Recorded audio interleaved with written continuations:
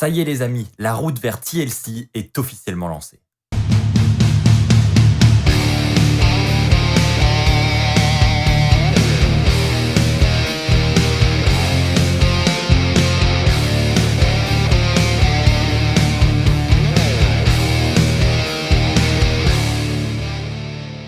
Bonjour à toutes et à tous, c'est Axel de la chaîne YouTube WWFan France, j'espère que vous allez tous très bien, on se retrouve pour la review du Raw de cette semaine. Il s'est passé encore une fois beaucoup de choses et comme je l'ai dit dans l'intro, eh bien on se dirige à grands pas vers TLC. Des rivalités semblent se lancer, on va évidemment revenir sur tous les résultats et je vais au passage vous donner mon avis. C'est parti pour la review du Raw de cette semaine. Pour commencer, je vais parler avec vous du match entre Jeff Hardy et Elias, une rivalité qui continue depuis maintenant plusieurs semaines. Vous savez, Elias qui reproche toujours à Jeff Hardy d'être le coupable de l'accident de voiture qu'il a subi au Performance Center il y a quelques mois de cela. Et donc on a un match cette semaine, destruction de la symphonie. Donc une stipulation vraiment très particulière où en gros eh bien, le thème ce sont les instruments de musique qu'il y a tout autour du ring. Tous les instruments de musique autour du ring sont légaux et peuvent donc être utilisés par les deux hommes. Nous arrivons ensuite au match et donc honnêtement un match où la stipulation pour le coup est bien utilisée. La stipulation ne me dérange pas plus que ça en soi, bon c'est vrai que c'est très particulier, mais voilà c'est dans le thème, ça va avec Elias, tout tourne autour de ça depuis plusieurs semaines avec les attaques de guitare etc.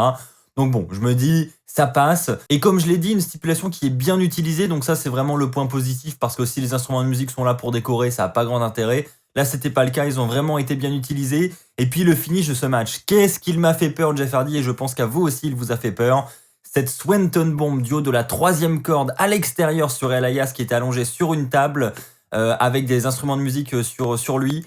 Franchement, magnifique move, mais alors qu'est-ce que c'était risqué, sa tête dans l'escalier d'acier. Waouh, j'ai eu très peur pour lui. Heureusement, je crois qu'il a eu le réflexe de mettre sa main derrière sa tête, mais c'était limite et je me demande même si sa tête n'a pas touché l'escalier. Ça aurait pu être très violent. On voit que l'arbitre de suite va voir Jeff Hardy pour voir s'il va bien parce que honnêtement, sa tête... Et l'escalier, enfin moi ça m'a fait hyper peur. Je me suis dit, oula, qu'est-ce qui vient de se passer? Et en fait, tout va bien pour Jeff Hardy, heureusement. Il joue même de la musique en repartant, donc bon, c'est que ça va plutôt bien. Et donc comme je l'ai dit, un match divertissant. Voilà, je pense que c'est le bon mot pour le coup. Sans plus, mais surtout ce move final, quoi, incroyable. Comme quoi Jeff Hardy en est encore sous la pédale, comme on dit. Mais waouh, qu'est-ce qu'il m'a fait peur. Enchaînons avec un match par équipe. Asuka a fait cette nuit équipe avec Lana et elles ont affronté les championnes par équipe féminines de la WWE, Shayna Baszler et Nia Jax. Les titres n'étaient pas en jeu, mais évidemment si Asuka et Lana venaient à battre les championnes, elles auraient probablement une opportunité plus tard pour les titres. Et c'est ce qui s'est passé. Effectivement, Lana et Asuka ont battu les championnes cette nuit à Raw. Donc on peut s'attendre potentiellement à un match de championnat prochainement et je vous en ai parlé lors de l'épisode de WW News d'hier où je vous avais dit que Lana et Asuka devraient avoir une opportunité à TLC pour ces titres, donc ça semble se confirmer. On se dirige donc vers ce combat. Comment ça s'est passé à Raw? Bon, un match honnêtement où il n'y a pas grand chose à retenir. Vers la fin du match, on a Shayna Baszler qui va exécuter son slipper sur Lana qui ne va pas abandonner, mais Asuka qui va intervenir et donner un coup de genou dans la tête de Shayna Baszler qui va la mettre complètement KO et Lana va en profiter pour faire le tombé sur Shayna Baszler et c'est Lana qui fera le tombé final pour la victoire grâce à l'intervention de Asuka et donc comme je l'ai dit, victoire de Asuka et de Lana. Bon voilà, je ne sais pas où ils veulent aller avec Lana, j'espère qu'ils ne veulent pas aller trop loin hein, parce que bon, c'est un peu leur délire aux officiels en ce moment, on va pas se mentir. J'ai pas méga envie de voir Lana championne donc... Bon, on va voir, hein, on va pas parler trop vite, mais je pense qu'il y a des chances pour qu'elle devienne championne par équipe avec Asuka à TLC. Je vais maintenant me tourner avec vous sur les titres par équipe de Raw détenus actuellement par le New Day. Donc le New Day fait son entrée et puis ils vont tout d'abord parler de la chaîne YouTube de Xavier Woods. Xavier Woods qui va en profiter pour remercier tous ses abonnés et toutes les personnes qui le suivent. Il fait un petit peu de pub pour sa boutique au passage. Et puis ensuite ils vont en venir à Hurt Business, donc ils vont commencer à parler des chiffres, dire que voilà, en gros... Bon voilà, ils ont terminé leurs histoires avec Hurt Business, hein, ils les ont battus plusieurs fois, donc ça suffit. Et là, Hurt Business va arriver, il va dire non, attendez les gars, je vous rappelle les chiffres, hein, on est à 2-2, 2 victoires, 2 défaites. Je vous rappelle que la semaine dernière, l'arbitre a quand même levé notre bras hein, quand vous avez été décompté à l'extérieur. Donc voilà, 2-2, donc on peut avoir une nouvelle chance, etc. Et donc on a un match simple qui est organisé cette nuit à Raw entre d'un côté, du côté de Hurt Business, Cedric Alexander et de l'autre Xavier Woods. Donc match 1 contre 1, un match assez sympa qui va se conclure par une victoire de Hurt Business après un beau finish encore une fois de Cedric Alexander. Donc victoire de Hurt Business, et donc c'est une victoire importante, parce que ça veut potentiellement dire qu'il pourrait avoir une nouvelle opportunité pour les titres par équipe, mais après le match, alors que MVP et Shelton Benjamin sont contents de ce que vient de faire Cedric Alexander, ils l'applaudissent à l'extérieur du ring, et bien Cedric Alexander, lui, n'accorde absolument aucune importance aux membres du clan Hurt Business, et se dirige vers la rampe et repart en mode victorieux, mais tout seul dans son coin. Et là, Hurt Business le regarde en mode « qu'est-ce qu'il fait, quoi ?» Donc on voit, on avait déjà vu la semaine dernière un regard de Cedric Alexander qui avait été lancé à Shelton Benjamin. Là, on voit encore un petit peu de distance qui commence à se mettre en place. Donc, est-ce qu'on n'aurait pas Cedric Alexander qui commencerait à retourner sa veste envers Hurt Business ? Je ne sais pas, honnêtement. Je ne sais pas où ils veulent aller parce que là, on a quand même une victoire. Donc, ils vont probablement avoir une chance pour les titres.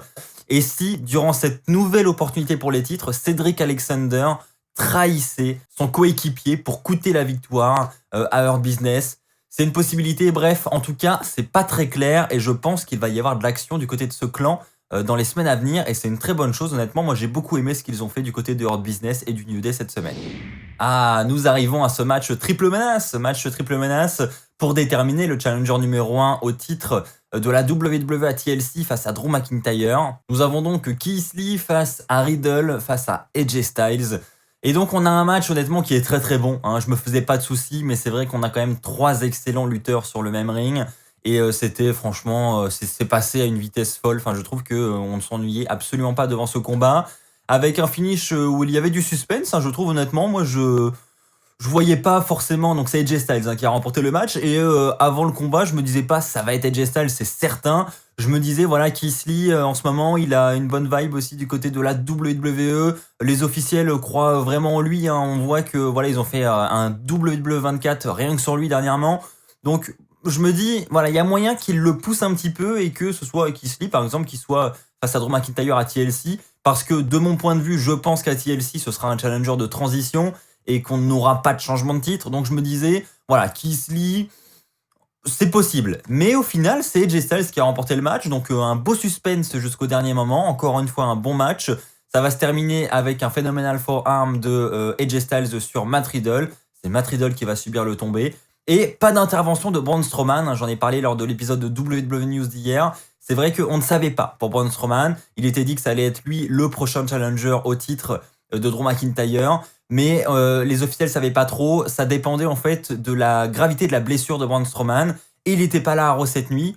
Donc on est encore dans l'attente, parce que tout peut encore changer d'ici là. Mais c'est vrai que je pense que si Strowman était toujours dans les plans pour le titre, eh bien on aurait eu une intervention cette nuit et ça n'a pas été le cas. Donc je pense que malheureusement pour lui, la blessure est plus grave que prévu et il ne pourra pas être présent à TLC, mais ça reste à confirmer évidemment. Quoi qu'il en soit, on a eu un très très bon match et belle victoire de AJ Styles et je suis content que ce soit AJ Styles.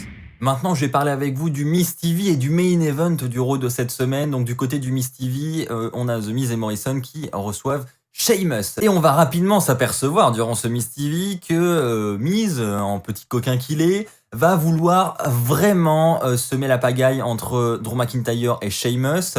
Et donc, il va un petit peu critiquer leur amitié. Il va dire à Sheamus, t'as fait un cadeau à Drew McIntyre il y a quelques semaines, qu'est-ce que tu as eu en retour ? Absolument rien. Sheamus va lui dire, ouais, mais en même temps, j'attendais rien en retour, quoi.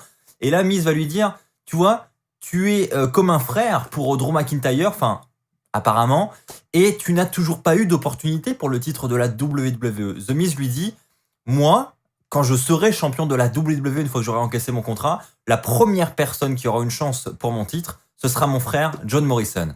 Et là, donc ça commence un petit peu à monter les tensions. Et puis, The Miz voit que Sheamus ne réagit pas plus que ça. Et donc, va ensuite arriver à des mots qui vont d'autant plus énerver Sheamus. The Miz va lui dire, alors Sheamus, ça fait quoi d'être au second plan à la WWE ? Ça fait plus de 5 ans que tu n'as pas touché un titre mondial. Donc là, Sheamus, ça va un petit peu le chauffer. Et ça va ensuite rapidement partir en baston. Donc Sheamus qui va attaquer The Miz, qui va le sortir à l'extérieur. Morrison qui va ensuite s'attaquer à Sheamus. The Miz va en profiter pour revenir sur le ring avec sa mallette et va tabasser Sheamus avec la mallette. Et c'est ainsi que va se terminer ce segment du Miz TV qui va ensuite nous mener au main event de la soirée. On a un match d'organisé entre Drew McIntyre, Sheamus et The Miz et Morrison, match par équipe qui fera le main event du show. Juste avant que le main event commence, on a une petite interview de Drew McIntyre qui va commencer par avoir des mots pour Roman Reigns. Il va lui dire que certes, il a peut-être gagné le combat au Survivor Series grâce à son cousin, etc.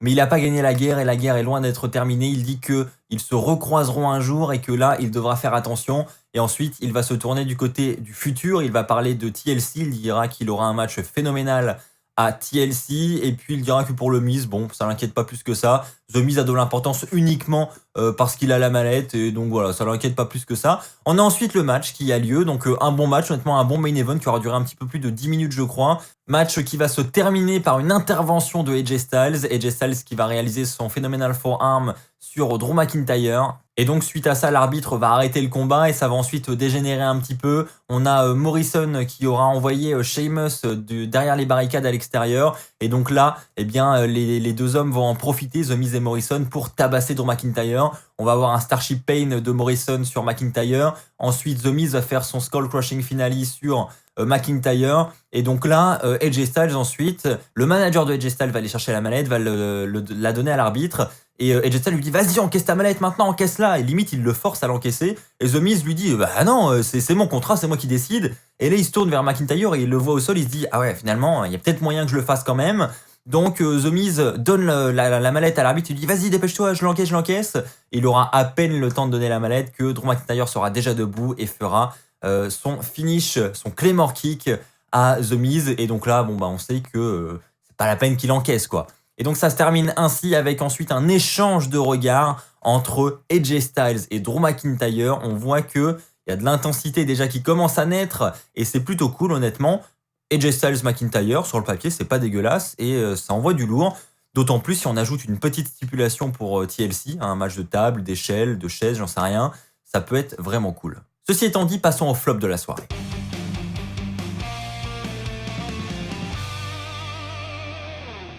Bon, pour le flop de la soirée, c'est plus une surprise, hein. Je vais encore mettre Rétribution. Bon, vous connaissez un petit peu la musique. Je suis désolé de mettre toujours ça, mais là, faut avouer que, enfin, moi, en tout cas, d'un point de vue personnel, c'est clairement mon flop de la soirée. J'y accorde tellement aucune importance et en plus, je trouve ça vraiment pas terrible, honnêtement. Genre, tout en essayant d'être objectif, je trouve que, voilà, ce qu'ils essayent de faire avec ce clan, c'est assez ridicule et j'aime pas du tout. Donc, on a un match d'organisé entre Ricochet et Slapjack. Honnêtement, le match tourne autour de Mustafa Ali qui est aux abords du ring, voilà, durant tout le match c'est ça, et on voit des distractions qui coûtera le match au final à Ricochet, victoire de Slapjack. Bon, pas intéressant. Et on a un deuxième match où Dana Brooke veut se venger sur l'attaque de Reckoning qui a eu lieu il y a quelques semaines de cela pour les Survivor Series justement, où justement ça lui a coûté sa place dans le match des Survivor Series. Donc on a un match organisé entre les deux femmes. Bon, là, c'est un peu l'effet inverse qui se produit. Hein. C'est Dana Brooke qui va remporter le match. Et donc, Mustafa Ali va ensuite aller voir Reckoning sur le ring et lui dire nous, on n'est pas un clan qui accepte les défaites. On n'est pas un clan de losers. Voilà, Mustafa Ali, détends-toi quand même. Parce que bon, ça fait quand même plusieurs semaines que tu enchaînes les défaites. Voilà, je pense qu'on peut plus rapidement compter les défaites que les victoires. Donc, bon, hein, je veux bien que Reckoning ait un petit peu chié dans la colle cette semaine. Mais bon, c'est loin d'être la seule, on va pas se mentir. Hein. Bon, à part ça, enfin voilà, tout ça pour dire que franchement, je n'accroche absolument pas et j'ai absolument pas aimé. Allez, maintenant une note positive, le top de la soirée.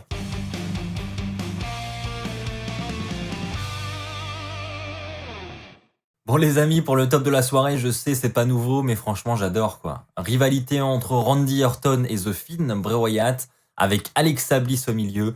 Et moi, j'adore, honnêtement. C'est la rivalité que j'ai le plus envie de voir actuellement. Malgré que ce soit quelque chose qu'on a déjà vu, hein, parce que Orton Wyatt, c'est pas nouveau. Mais là, avec la création du Fiend et voilà, c'est The Fiend Orton, j'ai envie de le voir. Je sais pas pourquoi, moi ça m'attire beaucoup. Et puis encore une fois, le travail d'Alexa Bliss est toujours aussi excellent. Donc on a l'opener d'Euro, en fait, hein, ça va commencer comme ça, avec Au Moment of Bliss, le petit talk show de Alexa Bliss, qui nous demande d'accueillir Randy Orton. Donc Randy Orton arrive.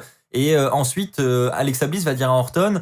Voilà, est-ce que tu t'es déjà demandé pourquoi The Fiend t'attaque comme ça, pourquoi The Fiend t'en veut? Est-ce que tu t'es déjà posé la question? Là, Randy Orton va dire écoute Alexa, je connais bien le Fiend, hein, je le connais très bien.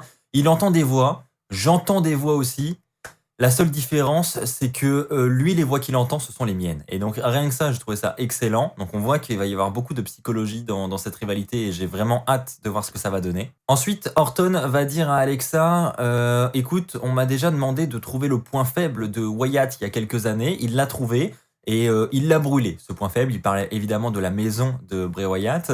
Et il dit que maintenant, il va devoir trouver le nouveau point faible du Finn. Et là, Orton dit « Je pense que je l'ai trouvé ». Et on a Orton qui fixe Alexa Bliss en mode bah, « Le point faible du Finn, c'est toi hein. ». On comprend clairement ça.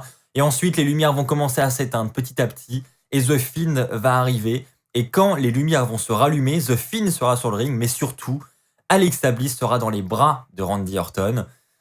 Et donc là, The Finn n'attaque pas Randy Orton. The Finn regarde Randy Orton et lui dit « Donne-moi ce que tu as dans les mains ». Voilà, il tend ses bras, il lui dit « Donne-moi Alexa Bliss ». Et donc là, on a Randy Orton qui va donner, limite jeter Alexa Bliss dans les bras de Bray Wyatt, de The Finn, et qui va partir en courant, et qui va maintenant hurler à The Finn « C'est qui rigole maintenant? C'est qui rigole ?» En mode, voilà, j'ai gagné cette semaine, voilà, j'ai pris l'ascendant sur toi cette semaine, j'ai compris ton point faible, donc maintenant, fais attention à toi. C'est en gros le message, mais j'ai trouvé que c'était extrêmement bien raconté et j'ai hâte de voir comment ils vont jouer avec ça sur les semaines qui arrivent. Alexa Bliss qui devrait avoir un rôle d'autant plus important que jusqu'à maintenant, et ça me fait extrêmement plaisir et j'ai hâte de voir ce que ça va donner, mais alors vraiment. Voilà les amis, c'est ainsi que s'achève cette review de Raw, j'espère qu'elle vous aura plu. Si c'est le cas, comme d'habitude, n'hésitez pas à lâcher un pouce bleu, n'hésitez pas à vous abonner pour ne pas rater les futures vidéos sur la chaîne WWE Fan France. On se retrouve dès demain, d'ici là portez-vous bien, et n'oubliez pas, soyez toujours très fiers d'être fan de catch. Allez, bye tout le monde!